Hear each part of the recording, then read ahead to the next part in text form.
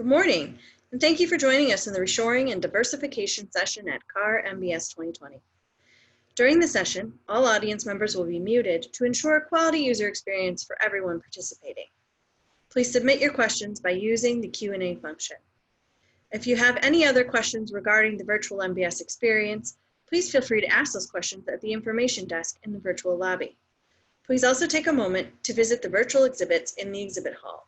And if you'd like to earn CEU or PDH credits for participating in CAR MBS, please visit our MBS page on our website at www.cargroup.org to access the registration link for CEUs and PDHs. Once again, thank you for joining us today. I'm pleased to welcome session moderator, CEO at Lyft, Nigel Francis. So good morning, everybody, and thank you very much for joining us. We're on the day 2 of the CAR Management Briefing Seminars here, and I'm very glad to be able to moderate a session here on reshoring and diversification. So, you know, as you saw on the announcement for this session, the recent COVID-19 pandemic has highlighted many weaknesses in the supply chain of both the automotive sector and the national industrial base in general. With rising costs in traditional low-cost regions and the new learnings from COVID-19 regarding supply chain integrity and risk, is there now a case for reshoring and or further for diversification of much of the currently nearshored and offshored supply chain? Are we at that moment in time where we can reshore? So we'll explore that together with 2 live panelists, Chad Maltry, who is the Chief Economist at National Association of Manufacturers, NAM, and Harry Mossa, President of the Reshoring Initiative. We were also planned to be joined by Senator Gary Peters from the state of Michigan. Senator Peters is actually busy in Washington, D.C. doing his job in the Senate at the moment due to the Senate scheduling. And so Senator Peters was kind enough to send us a short video. So I'd like to start with the video from Senator Peters, please. Thank you. Hello, I'm U.S. Senator Gary Peters, and welcome to the 2020 Management Briefing Seminar. I'd like to thank the Center for Automotive Research, as well as Nigel Francis and the team at Lyft, for extending an invitation for me to participate in this year's panel discussion. Unfortunately, I could not join you virtually, but I'd like to congratulate you for all of your efforts to continue the tradition of hosting this event. I agree with the Center for Automotive Research that the United States must show leadership in the manufacturing domain. And that's why I recently introduced the National Institute of Manufacturing Act by streamlining 58 different federal manufacturing programs under one roof. This legislation would establish a new independent federal agency tasked with ensuring that American manufacturers of all sizes can compete throughout the international marketplace. This pandemic only further demonstrated that manufacturing needs to be a top federal priority, and I look forward to building support for this legislation that would help our auto industry remain at the forefront of innovation. Thank you again for all the work that you do. What you do is critical to Michigan's long-term success, and I look forward to continuing to work with you in the future. So very well said, I would say, from Senator Peters. For those of you not familiar with the legislation that he's in the process of garnering support for, I'd encourage you to contact his office and read into that. Pretty interesting stuff. I guess that you know that by the way I speak that I'm not originally from the US, although I'm a US citizen. Many European countries and other countries actually have top level cabinet members focused on manufacturing or industry, and maybe that's one of the topics we can come on to during the Q&A, whether or not that would be beneficial within the US. So I'm glad to have Chad and Harry here live.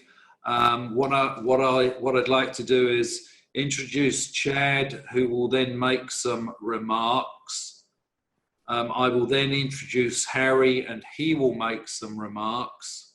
And then we'll go into a general discussion and Q&A session. So if you could hold any questions you have until the discussion at the end, that will make perhaps life a little easier for us when we're in this virtual format. So introducing then Dr. Chad Maltry is Chief Economist for the National Association of Manufacturers, where he serves as NAM's economic forecaster and spokesperson on economic issues. He frequently comments on current economic conditions for manufacturers through professional presentations and media interviews, and has appeared on various new outlets.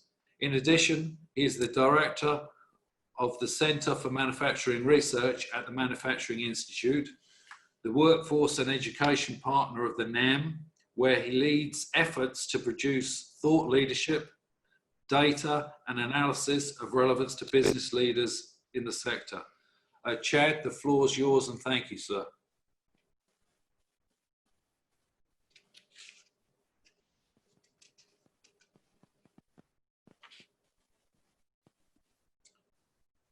And you're on mute.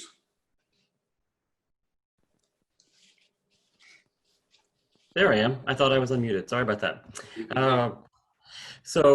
Thank you, Nigel, for the invitation. I'm going to go through a number of slides here, hopefully showing what I'm seeing in the manufacturing sector right now. Obviously, I am Chief Economist at the NAM, so I'm following that pretty closely, but also touching on the topic of onshoring and the need to have a stronger supply chain in the U.S. For those of you who don't follow me on Twitter, you can see my Twitter handle at the bottom. You can feel free to follow me. So anyway, let's go forward and talk about some of the things that I'm seeing. I'm going to start here. We actually are going to be doing a new survey in the next week or so on this, but this is the NAM Manufacturers Outlook Survey for the last 21 years. And you can see it's averaged roughly 75, 3/4 of our members are positive about their company's outlook historically. And that's essentially where we were in the first quarter, but you can see what happened in the second quarter. We actually fell, as a lot of these sentiment surveys did, to the lowest level of optimism really since the Great Recession. And in fact, for a while there, I thought we might actually surpass that. This is pretty consistent with almost every sentiment survey that's out there. Manufacturing optimism is either, depending on what country you're talking about, either the lowest since the Great Recession, or in some cases the lowest ever. And you can see really what's happened here in terms of confidence over the last 2 years. 2 years ago, this time, all-time high level of optimism, 95% of our members were positive. And as I mentioned, now just only about a third of our members were positive in May when we conducted this. We're going to be going out, as I said, next week, hopefully, and reporting in September what happens to this in the third quarter. Obviously, I would expect a bit of a bounce given that activity started to pick up a bit more recently. Sales obviously was the top challenge. When we ask our members, again, in the May timeframe about some of the things that really affected them, obviously travel and everyone trying to be as flexible as possible is up at the top of the list. We had roughly 60% of our members, though, who said that their supply chains were disrupted. Again, some of those numbers you might say, why aren't they larger, given the kind of the realities of what happened during the COVID-19 pandemic? But these are pretty sizable size of disruptions. About half of our members said that they had unplanned production stops. About 40% of our members had to furlough some of their workers, et cetera. Those numbers actually were larger for larger companies, actually, to be honest with you. So the larger companies tended to be the most pessimistic in terms of their overall outlook, and that would include the auto sector as well. In terms of moving forward, I think one of the things that I'm very much interested in at the Center for Manufacturing Research is what does the new normal look like? And I think companies are still trying to figure out what that looks like for them. This slide was kind of a teaser for that, I guess, right? Sorry, I meant I thought I was clicking on something else. You can see here that, but roughly 77% of our members said that wherever work can be done remotely, they'll try it. Now that's an interesting stat given that we're talking about the shop floor and manufacturing, but I suspect certainly on more of the white collar jobs and some of the others, I suspect that's going to be something that we're all doing, right? I'm still working from home. Many of you are working from home as well. And then this comment here as well, the re-engineering the production process with social distancing in mind. About 2/3 of our members said that that was something that they were doing. And again, I think as we dig further into that new normal over the next few months, I think you'll see those numbers perhaps get even larger in terms of how companies are going to react to that new normal. One of the things that we've also continued to follow, and this is something that we heard quite a bit over the last few years, is that workforce was the #1 challenge for the last 2 years. It was again supplanted by sales this in the last survey. And even with that in mind, and even though the labor market has changed really dramatically in the last few months, still roughly half of our members say that they still continue to think that they're going to have trouble attracting and retaining workers over the longer term. Again, structurally, keep in mind that the average workforce is older, right, in manufacturing, and there still is a lot of worry about where that next generation of worker is going to come from. And so I suspect we're going to continue to focus on that topic pretty intently over the next, certainly over the next few months and a year or so. Specific to the topic at hand here, I wanted to kind of put this chart up here, and to the extent that these slides are shared, and hopefully they are, you'll note that these are actually links. So I've actually linked to both the American Action Plan that the NAM put out, as well as kind of a supplemental document here, which is strengthening the overall manufacturing supply chain. So you can actually go on to the NAM's website and see these actual proposals. But we put this out in the spring months, really as policymakers were starting to think about how to react to COVID-19. Some of this obviously ended up becoming part of the CARES Act. But obviously manufacturers to get up and running needed to have sufficient PPE and testing, right? That was something that is very vital. Legal protections are obviously important as well. You see that being really discussed a lot here in the last few weeks as we're looking at having another round of some type of stimulus. The Senate in particular is talking about having some legal liability there to make sure companies aren't sued, all right, if they go back to work. And then a lot of financial incentives are obviously important. Obviously the CARES Act, the PPP program, or something that came out of these recommendations. Workforce training for dislocated workers. We have a lot of workers.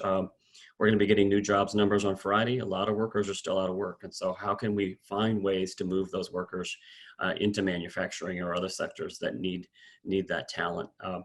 Infrastructure obviously is huge.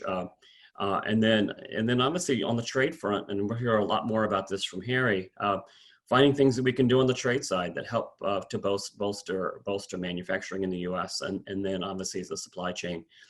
We continue to hear from a lot of members that they already were reevaluating their supply chain pre-COVID, right? Obviously, given the trade war over the last year or so, companies were already starting to think about that. The USMCA, obviously or NAFTA 2.0, depending on how you want to shape that, was also having that conversation, especially in the auto sector. But I think all of those have really accelerated post-COVID, and finding ways that we can try to encourage that supply chain to relocate to the U.S. and to strengthen it is a huge priority for us. The second document that I've linked here actually goes through even more detailed policy proposals. Again, we can get into that in the Q&A should we wish to do so. I am an economist, so I do want to give a few slides on what I'm seeing in the economy. And so definitely we are past the trough, right? So between February and April, manufacturing activity plummeted dramatically, right? Again, to the worst levels we've seen since the Great Recession. Things have bounced back, and when you look at almost every sentiment data point, we've seen stronger numbers in June and July. And in fact, this is the ISM Purchasing Managers Index, the most recent one that came out earlier in the week. You can see really strong growth here in terms of manufacturing activity. Keep in mind, we still have to dig out of a pretty significant hole, and I'll show that to you in the next couple slides. But it is encouraging that we are seeing some nice recoveries, not just in the US, but globally in terms of manufacturing activity as the sector starts to bounce out of it. Looking at overall manufacturing production, and we'll be getting data for July at the end of next week. But you can see here what happened to manufacturing activity, both the huge declines we had in April, March and April. Much of that was on the auto sector, to be honest, and we'll show that to you in a second, followed by the kind of the recoveries that we've had in both May and June. I would expect continued growth in July, although we still have a long way to go. I'm on record as saying I don't think we're going to get back to our pre-recessionary levels of output until 2022. So we have to be realistic here about the growth, right? Yes, we're growing again, but we still have some work to do there. And obviously, hopefully moving more production back to the US will help. Looking at overall manufacturing production and capacity utilization, you can see exactly that hole that we have to dig out of, right? We are still about 11% lower in terms of manufacturing production today. That was in June, relative to where we were in February. So again, a lot of work still needs to be had there to get us back to normal. On the positive sides, and I said this even though I'm obviously talking to car, I would say this anyway. The motor vehicles were the biggest increased production sector in June. It also was the biggest in May, but keep in mind that the auto sector really shut down for several weeks here in the spring months. So yes, they grew by the most, but they also, when you look at it on a year-over-year basis, you can see manufacturing production in the motor vehicle sector is down roughly 25% between June 2019 and June 2020. So again, a pretty large hole there. It was the only sector that did worse was primary metals. Again, primary metals is heavily dependent on autos, as well as many of the other segments up there, aerospace, energy, et cetera. The only sector that had year-over-year growth in terms of manufacturing production was computer and electronic products. Although every sector, when you look at it from that February to June timeframe, had declines.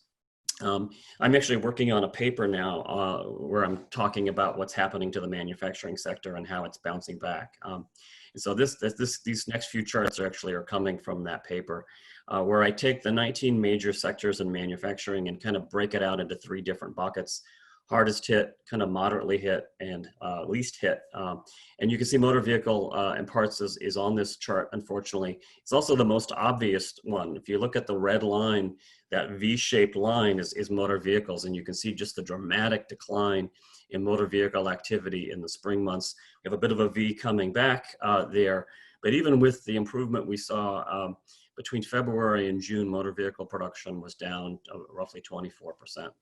And you can see that chart pretty clearly there. I won't go through all of these sectors, but you can see here is the moderately hit, kind of the middle range of sectors, kind of between 9 and 14% in terms of declines in that 4-month time frame.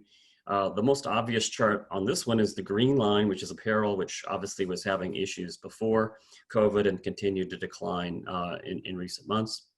And then the least hit sectors, these are the 4 least hit sectors: paper, food, chemicals, and computers. The most obvious line on this chart is the purple one, and that is, you can see the growth in computer and electronic products that was happening pre-COVID and obviously continues today.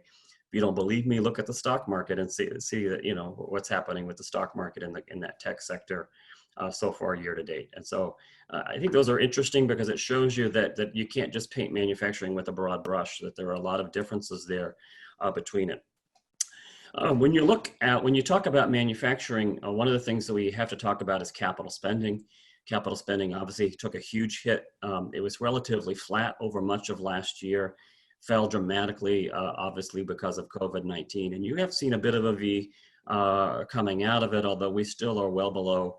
On a year-over-year basis, we're still about 10% below where we would like to be in terms of capital spending. And that's hopefully something that we can continue to see some signs of improvement on. When you're looking at the global environment, again, I won't go through every one of these. We've seen the global economy also bounce back, much like the ISM numbers that I showed you earlier. This is the top 10 markets for exports for US manufactured goods. These are the July PMI numbers from IHS Markit. All 10 of them had increased activity in July relative to June. So we're continuing to see each of these markets kind of dig themselves out of recession. We did have, encouragingly, we did have 6 economies in July that were expanding in terms of their manufacturing activity, which is a nice improvement from June where we just had 4. In May, it was just 1. So again, we're moving in the right direction here. The countries that are still struggling are Mexico, Japan, the Netherlands, and South Korea. But again, we would like to see as much blue up here as possible, because when those countries obviously are growing, that means we're exporting more to those countries, and that's obviously a nice positive. We did have the first global PMI number that was expanding really since January, so that was a nice encouraging sign. Turning to employment, we are going to be getting new jobs numbers on Friday. We did get ADP this morning, so hopefully many of you saw that. The ADP numbers had manufacturing employment rising by 10,000 in the month of July. Now, ADP is not always a perfect predictor, and so hopefully we'll see a better number on Friday. The unemployment rate itself, as you know, is 11.1%. I don't expect that number to change a lot, although it still will come down on Friday from where it was. That should say 2020 on that chart, so that's a typo. In terms of manufacturing employment itself, we lost 1.3 million workers since February. Between that February and April timeframe, we've added back more than 500,000 of that since then, and so we're still down around 750,000 in the sector from where we were in February. I would look for that number to continue to increase, hopefully adding another 300,000 or so by the end of the year. So clearly moving in the right direction, although we still have a ways to go to get back to where we were. Once again, motor vehicles led the way, right? So transportation equipment was the sector that had the biggest declines in that February to June timeframe. About 121,000 of that came from autos. So we've seen some pretty significant increases in the last couple of months, but we still have a way to go there. Again, notice every sector here of the 19 major sectors have experienced declines in employment over that 4-month time frame. Even computers, which had lost 7. In terms of states, again, Michigan, and I do this chart even when I'm not talking to folks from Michigan. Michigan, obviously, given that auto component, has seen the largest increase in the month of June. Almost 80,000 workers were added in the month of June alone. Yet we also know that there's a long way to go there in terms of getting back to normal. They were second in terms of the largest losses between that February and June timeframe. Hopefully the data we get on Friday will help kind of narrow that gap. In terms of the economic outlook, we obviously had negative, roughly almost 33% decline in overall GDP in the second quarter. That was the largest, obviously, since the Great Depression, and not surprising. Everyone really was predicting numbers along those lines. In the quarter that we're in right now, the third quarter, I think the ranges are. I have 15% up here. I think the consensus is probably something closer to 20%. 20% would be the largest gain ever, right? In terms of overall manufacturing activity. If it was 15, it would be the largest since 1950. So again, pretty sizable increases both in the third and fourth quarter coming out of this pandemic.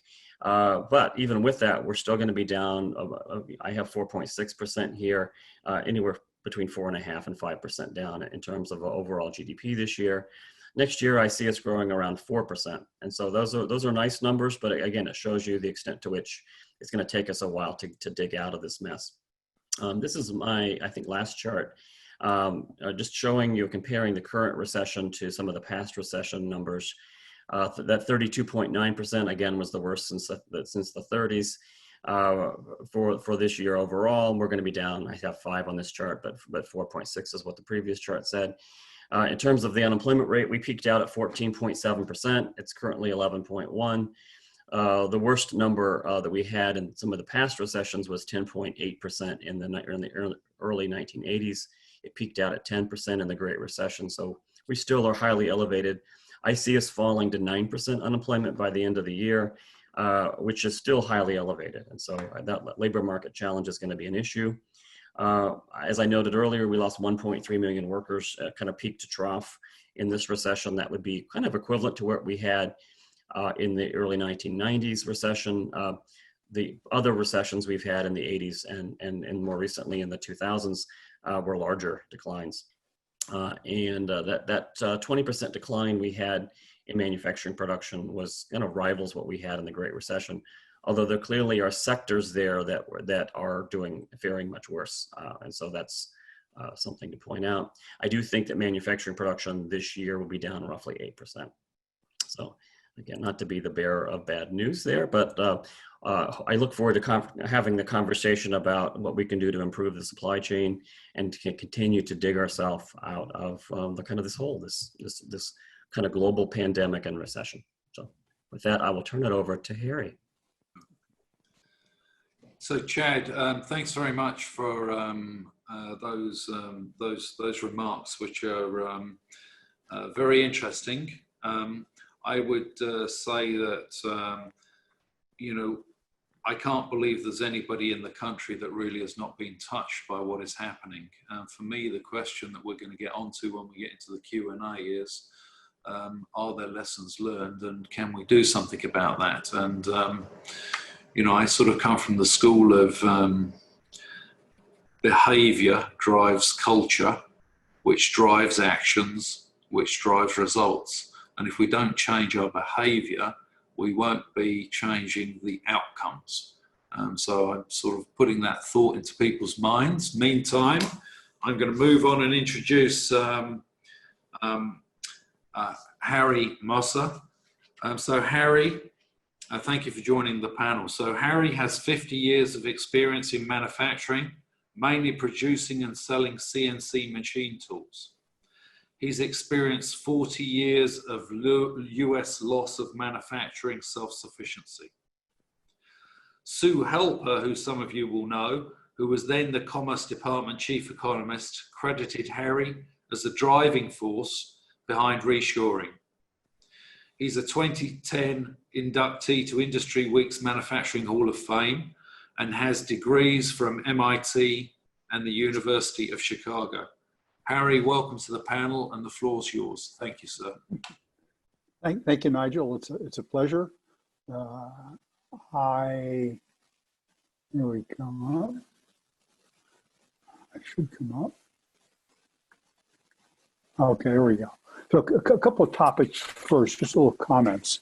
The title of this was Reshoring and Diversification, and I'm going to focus on reshoring. And my reasoning is that if you only have one source, the best way to minimize risk is to have all of your suppliers clustered around your assembly plant. So if you're only going to have one source for each product, you got a lot of products coming in, put them all close to your assembly plant. If you can afford to have a second source for each product, then diversification to me makes sense. Second point, reshoring is happening. The industry, however, can do more and increase profitability while reshoring. So the first slide is one that came out of a survey that I did with Plant Moran, a very prominent Michigan headquartered auditing and consulting company. And we surveyed manufacturers and distributors and asked them why they offshored, why did they buy components offshore? And overwhelmingly price was the reason. You know, they don't go there because of the weather. They don't go there typically because of technology. They go there because of price. And if you look at the other categories here, those are largely driven by price, such as it's not available here in the US. Why? Because that industry shut down because of so much foreign competition. So price is the key. And the things I'll talk about will be heavily related to price because companies make their decisions based on price. So the question is, how did we get into a situation where we are not price competitive? And specifically, you know, from our data from users and from that survey, we conclude that for a rather broad range of components, the FOB price in the US is about 20% higher than in most other developed countries, think Germany, for example, and 40% higher than in developing countries, think China, for example. So how do we get to that, I'd say, untenable, uncompetitive position? Now, there are some macro factors such as the US dollar has increased about 300% in the last 40 years against our trading partners. And that has meant that our costs, our labor costs, taxes, what have you, are too high here relative to what they would otherwise be. China came into the World Trade Organization, which enabled a big input of very low price product, which made us relatively more expensive in society. Too many of our smart high school students, when they graduate, go to university instead of going into apprenticeship programs, learning tool and die, and the other skills that we need in the factory. And of those who do go to university, not enough of them study engineering. Too many are in liberal arts. In terms of the companies, that's mainly the audience out there. Typically, a very short-sighted, short-term philosophy. We see companies underinvesting relative to other countries. For example, we have about a third as many robots per 1,000 manufacturing workers as does Korea. We spend about a third as much on CNC machine tools as does China. So these other countries with lower wage rates, who presumably would have less need for automating, are automating much more rapidly than we are. Given our high wage rates, that's not tenable. The last item I have on the screen is TCO, total cost of ownership. Too many of the companies, too many of your companies in the audience, look only at the FOB price or perhaps the landed cost. And when they do that, you ignore a lot of the cost and risk that would help you decide to reshore. And my job is to help you do that. The result of all this is that the US trade balance, which has gone from a surplus after the Second World War up until about 1979, then deficit grew dramatically and now averages about $800 billion per year. That's the red line. And going along with that, the manufacturing employment as a percentage of US employment has over the same time period. And as that manufacturing employment come down, certainly the market for US-made cars come down because those workers would have tended to buy cars and most likely US-made cars. The good news is that both trends are plateauing a bit in the last 5 to 10 years. And one of the reasons for that is that jobs are coming back to the US. So we track reshoring done by US companies, think General Motors, for example, and FDI by foreign companies, for example, Toyota. And we track each of them here. And back in 2010, when we were founded, the sum of those two numbers was about 6,000 manufacturing jobs announced coming back that year. By 2017, the sum of the two peaked at about 190,000 and then fell off to about 150 and then 112,000 in 2018 and 2019. Fell off. Why? We say primarily because of the trade war, created business uncertainty. Companies wanted to wait and see how everything played out before they made their decision on what to do. Factors driving that trend that I show you there, Chinese labor rates have gone up dramatically. They went up 10 to 15% per year for 20 years. And you can see unit labor costs, so the cost in dollars to make a typical thing in China is now about 5 times as high expressed in dollars as it was 20 years ago. And the US labor costs per unit of output has stayed about the same. So relatively, we're more competitive today than we were 20 years ago. Some other reasons that have driven this, the e-commerce requires, you require of e-commerce that they deliver today or tomorrow. If there's a surge in demand, then the distribution center has to be replenished almost instantaneously. You can do that from your local factory, not from across the world. Automation has obviously reduced the negative aspect of higher wage rates. Strong trend going on for the last 20 years, very much accentuated since the COVID crisis for made in the USA. Consumers are out there strongly looking for made in USA products, and it's up to us, you, to help them find your made in USA products. Lean and other methodologies such as that has helped the country become more competitive. So as a result of all this, global trade has slowed from having an average of, say, about 5% for the last 30 years, declined in 2017, declined again in 2018, went negative in 2019. So global trade has declined substantially, at least the trade growth has declined, and global trade as a percentage of world GDP was -3% in 2019. So this trend is not just a US phenomenon, but it's a worldwide phenomenon that in most countries, there is a tendency towards localization, towards producing in the market or close to the market for the market.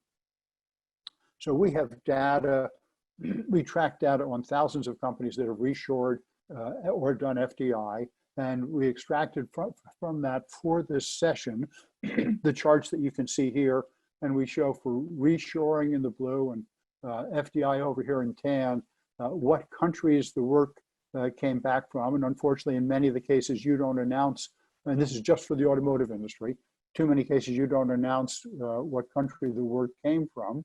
And you can see over here the FDI. So what do I notice from this? Well,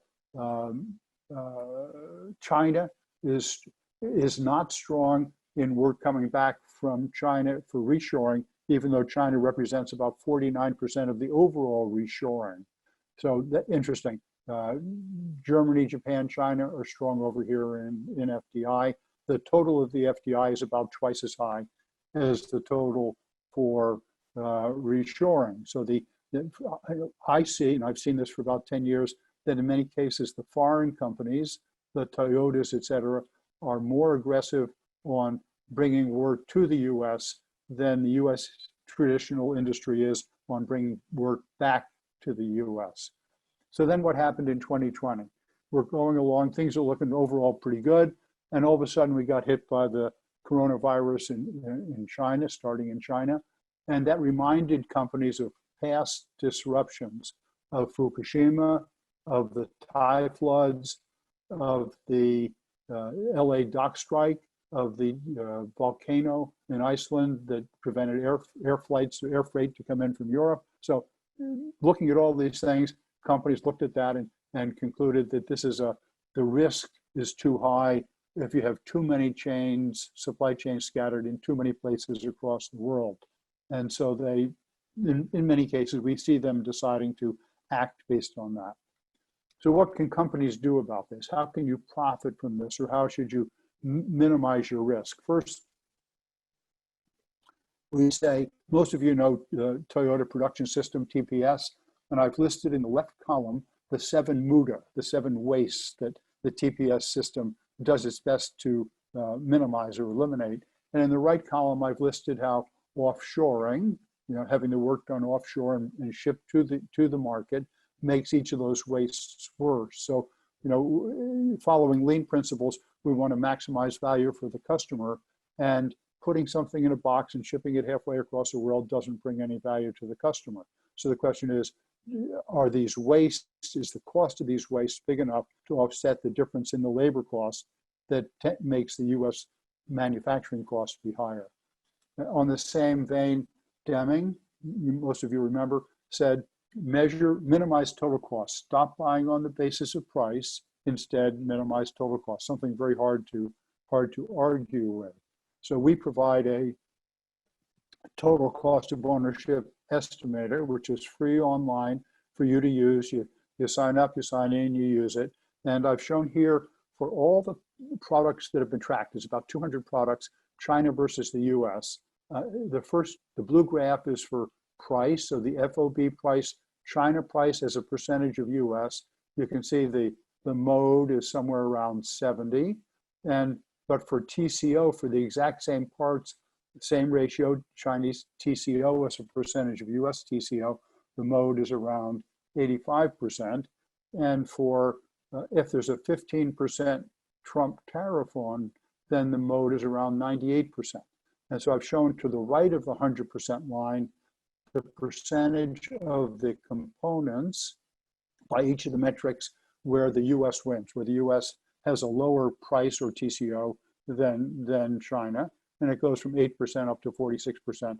Just based on measuring all the numbers, doing the math, understanding the economics. So we encourage the companies in attendance, the consultants in attendance who could influence companies to more frequently use TCO, because when they do so, when they get over these parts or components that are on the right-hand side of the 100% curve, they'll be more profitable by reshoring. So as an example to this, there's a large EMS company, a circuit board maker, Mori Corp, outside Chicago, and they came to me. They were about to lose a big order in the US. They had a lower priced Chinese competitor. I worked with the VP sales. We did the TCO calculation. He took it in and he used that to convince the customer to buy from them, and thereby saved a $60 million order just by doing math correctly. So the math can be done by the buyer, hopefully will be done, but it can also be done by the seller to convince the buyer to make the decision that's actually in the interest of the company. So another thing to think about, many of your companies, CEOs, signed the Business Roundtable statement on the purpose of a corporation. And traditionally that statement said, maximize return to the shareholder. But in August 2019, these 881 CEOs signed this and said, from now on, the obligation is not just to the shareholder, but also to the suppliers, the supply base, to the employees, and to the community. And what better could a company do to support all of those entities, all of those stakeholders, than to offshore less, stop offshoring as much as you have, and reshore more, especially if, as I showed you with the TCO charts, if you can do that and actually be more profitable. So for me, the best solution for many of the companies that want to help with the help people that have been hurt by offshoring, people in the inner city, people in rural areas, is to bring jobs back and get things going in the US once again. So to help companies implement this, we offer a program, we call it the Import Substitution Program. And so if your company makes something, widgets, something for automotive, for anything, and you'd like to sell more and you have problems with imports, we can tell you who the biggest importers are of those things that you make and what tonnage to bring in, roughly what they're paying for it, who's buying them, who the offshore supplier is. And we can train you to use total cost to go to those companies and sell to them, helping them make the right decision and bring their work back, and you get substantially more business. A great way to come back out of the recession that Chad has described. So this is Harry. We're sort of 6 minutes before the end of the session here. I'd like to rapidly. Okay, I'm just there. Here we go. Thank you. So we also offer a methodology for companies for the government to make better sourcing decisions for the US, and if they implement the things that we list here, they can bring back more work than we can possibly handle. So this is how you can reach me, and happy to be of help to you. So Harry, thank you very much. Fascinating. So for me, I think, we have this this major disruption in manufacturing, I would say on a global basis. Obviously, we're focused on that in the US and in this conference, very specifically on automotive. It seems to me that there are lessons learned. And it seems to me that there is a moment in time where things could change, and it might be the moment in time that some or a lot of us have been waiting for. So, we've seen a lot of data here. So Chad, great data that you presented. Could you comment on the biggest upside and downside risks on your forecast, please? I think the biggest upside risk is, we get a vaccine and companies feel confident again. We already have seen a rebound in activity. not just in the US, but globally. And to the extent that that means consumers are out spending again and businesses are investing again, those are all positives.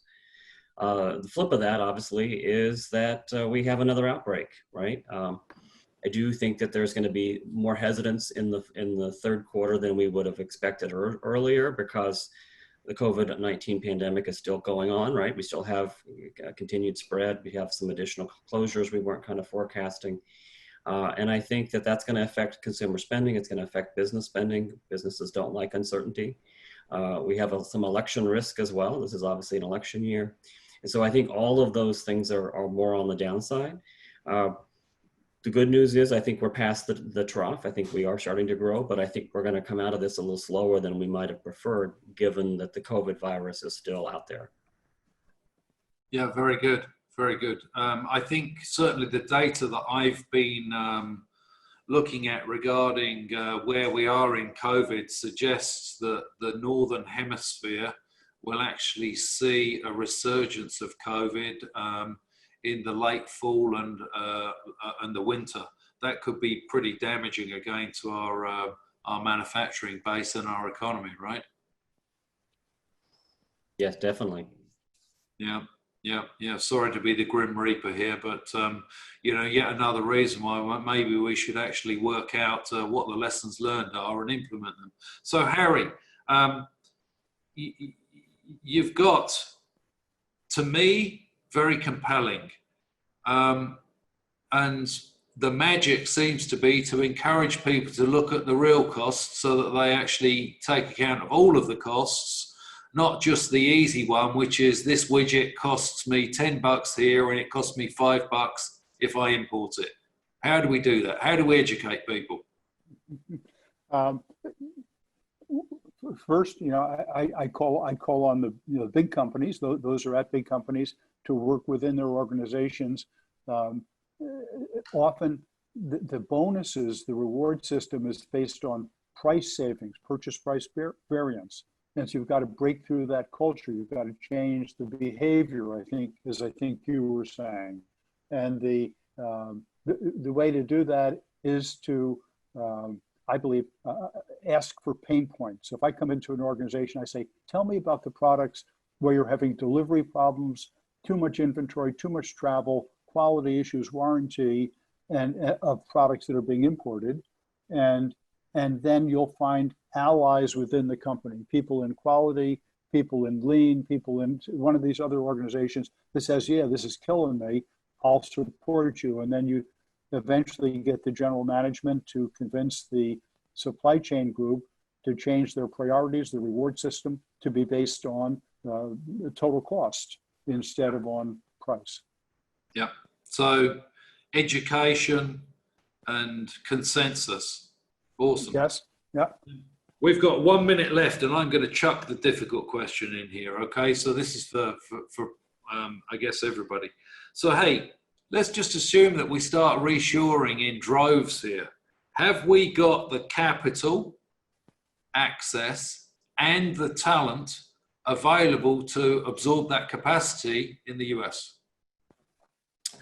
I mean, I think that capital will be there. I'm not worried about the capital part of it. I think that obviously the issue that I kind of focused on earlier was workforce, right? We need to make sure that we have a workforce that's ready for the jobs that are coming here. And companies have struggled with that over the last few years, especially with baby boomer retirements. That's going to continue to exacerbate that skills challenge.